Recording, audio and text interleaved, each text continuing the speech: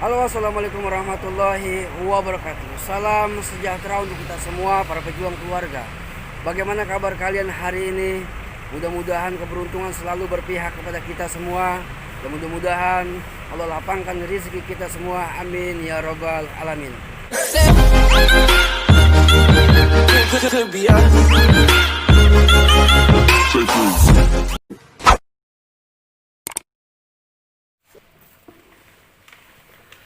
Halo, assalamualaikum warahmatullahi wabarakatuh.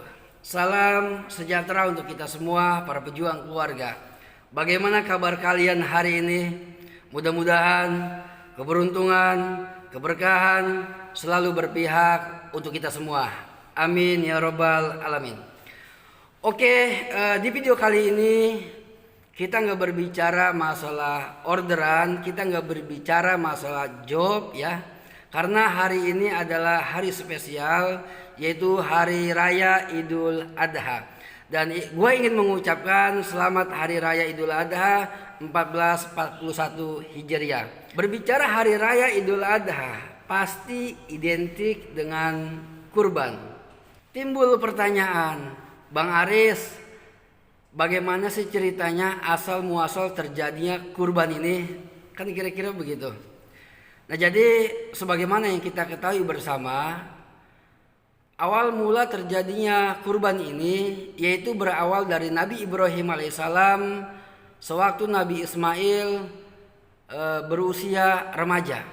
Nah, jadi suatu ketika Nabi Ibrahim bermimpi. Dalam mimpinya itu bahwasanya Allah Subhanahu wa taala memerintahkan Nabi Ibrahim untuk menyembelih putranya yaitu Ismail. Nah, jadi salah satu Allah menurunkan wahyu kepada nabi-nabinya yaitu melalui mimpi. Nah, namun ada juga yang melalui pelantaran malaikat Jibril alaihissalam seperti nabi kita yaitu Nabi Muhammad sallallahu alaihi wasallam. Nah, perintah apapun yang diterima dalam mimpi ini kudu dilaksanakan sebagaimana yang dilaksanakan Nabi Ibrahim alaihissalam. Awal mulanya memang Nabi Ibrahim gundah gulana. Bagaimana enggak galau, Nabi Ibrahim diperintahkan untuk menyembelih putranya yaitu Ismail. Sekarang begini, anak itu kan jantung hati, belahan jiwa. Anak itu adalah penyejuk mata di dunia. Sekarang enggak usah jauh-jauh. Saya kasih contoh.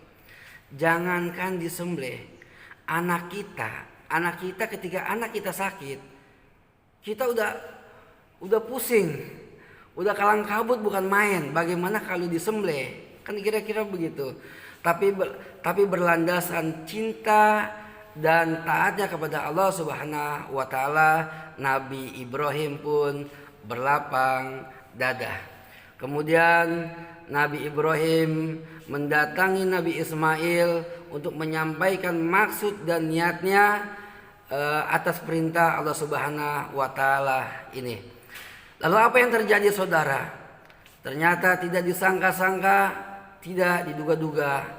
Ternyata Nabi Ismail pun mengamini perintah Allah Subhanahu wa taala ini dengan tidak ada rasa ragu dan takut, dan ia pun mengiyakan perintah Allah Subhanahu wa taala. Kemudian Nabi Ibrahim pun memeluk Nabi Ismail pada waktu itu dan diciumnya pipinya Ismail seraya berkata, beruntunglah ayah mendapatkan anak yang soleh yang taat kepada Allah Subhanahu wa taala. Kemudian singkat kata singkat cerita, setelah mendengarkan jawaban Nabi Ismail alaihissalam, Nabi Ibrahim pun menyiapkan untuk menyembelih Ismail. Kemudian Nabi Ismail pun diikatnya, tangan dan kaki diikatnya dan dibaringkan di lantai. Tidak lama kemudian, lalu apa yang terjadi? Ternyata iblis laknatullah pun datang menggoda Nabi Ibrahim alaihissalam. Lalu ia pun berkata, iblis ini pun berkata, wahai Ibrahim, ayah macam apa engkau? Tega-tega yang engkau mau membunuh anakmu. Padahal bertahun-tahun engkau telah menunggu anakmu. Sekarang ia sudah dewasa, ia sudah besar, ia pun pintar. Sekarang engkau mau membunuh anakmu. Hello, ayam macam apa engkau? Kata iblis, begitu. Kalau bahasa kita kan begitu tuh. Nah kemudian Nabi Ibrahim pun menolehnya. Nabi Ibrahim pun mengambil batu. Kemudian batu itu diarahkan ke iblis ini seraya mengucapkan Bismillah Allahu Akbar. Nah kemudian inilah yang terjadi menjadi rangkaian ibadah haji yang kita sebut melempar jumroh. Nah kemudian singkat cerita, ketika pedang Nabi Ibrahim sudah ditempelkan ke leher Nabi Ismail, kemudian Allah pun berfirman, lewat surat As-Saffat, Allah pun berfirman, wahai Ibrahim, sesungguhnya ini adalah ujian yang nyata dan aku ganti dengan seekor domba. Jadi Nabi Ismail ini nggak jadi disembelih, diganti dengan seekor domba. Dalam satu riwayat malaikat Jibril lah yang membawa domba ini untuk digantinya dengan Nabi Ismail. Nah inilah kisah Nabi Adam dan Nabi Ismail yang kemudian menjadi salah satu momen rangkaian ibadah haji, yaitu menyembelih hewan kurban setiap hari raya Idul Fitri. Maksud saya hari raya Idul Adha, yaitu 10 Zulhijjah. Nah, kemudian di sini perlu digarisbawahi bahwasanya Allah telah melarang umatnya. Maksud saya Allah telah melarang hamba-hambanya untuk berpuasa di bulan Zulhijjah, seperti tanggal 10, tanggal 11 dan tanggal 12. Oke, mungkin cukup sekian.